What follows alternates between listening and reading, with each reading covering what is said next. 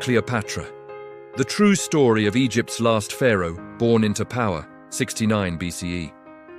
Cleopatra was born in 69 BCE in Alexandria, the grand capital of Ptolemaic Egypt.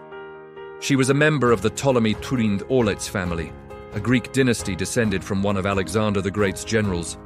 Important fact: Cleopatra was Macedonian Greek, not ethnically Egyptian. She was the first of her dynasty to learn the Egyptian language. She likely spoke 6 to 9 languages.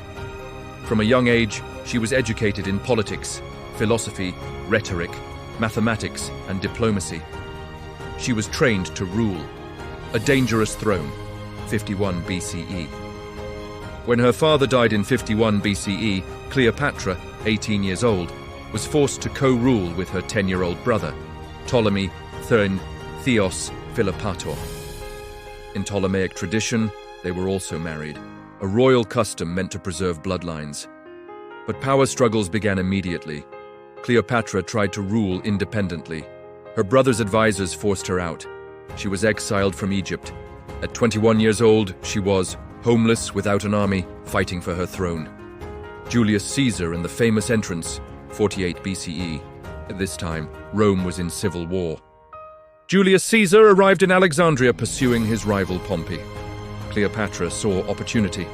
According to legend, she had herself smuggled into Caesar's palace wrapped in a carpet or bedding sack. She was 21. Caesar was 52. She didn't seduce him with beauty alone.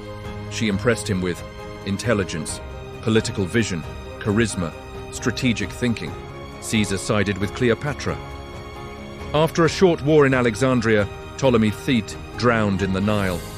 Cleopatra was restored to the throne, Queen of Egypt and mother of Caesar's son.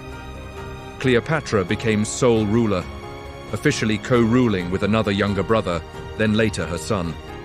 In 47 BCE, she gave birth to Caesarion Ptolemy XV. She claimed he was Caesar's son. She later visited Rome and lived in Caesar's villa. Many Romans disliked her influence. In 44 BCE, Caesar was assassinated in Rome. Cleopatra returned to Egypt immediately. Her most powerful ally was gone. Mark Antony. Love, power, and war. After Caesar's death, Rome was divided between powerful men. One of them was Mark Antony. In 41 BCE, Antony summoned Cleopatra. She arrived in spectacular fashion.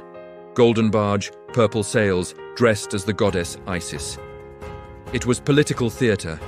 They became lovers, but more importantly, political allies. Together they had 3 children, formed a powerful Eastern Empire, challenged Rome's future emperor. That future emperor was Augustus, then called Octavian. The final war, the Battle of Actium, 31 BCE. Rome could not tolerate a powerful foreign queen influencing Antony. Octavian declared war. In 31 BCE, their fleets met at Battle of Actium. Cleopatra and Antony were defeated. They fled back to Egypt. Octavian invaded Alexandria in 30 BCE. Everything was lost. The death of a queen, 30 BCE.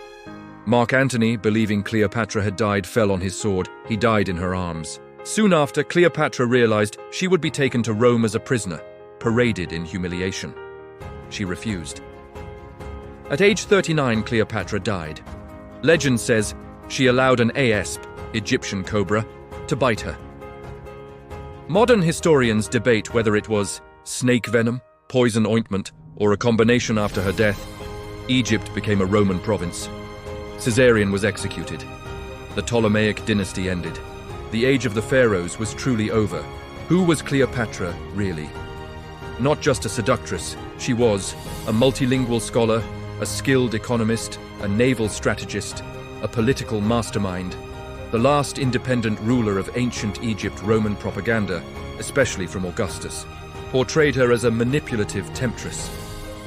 But modern historians see a brilliant leader fighting against the unstoppable rise of Rome. After her death, Egypt became Rome. But Cleopatra was never forgotten, not for her beauty, not for her romances, but for her ambition, her intelligence, her defiance against an empire.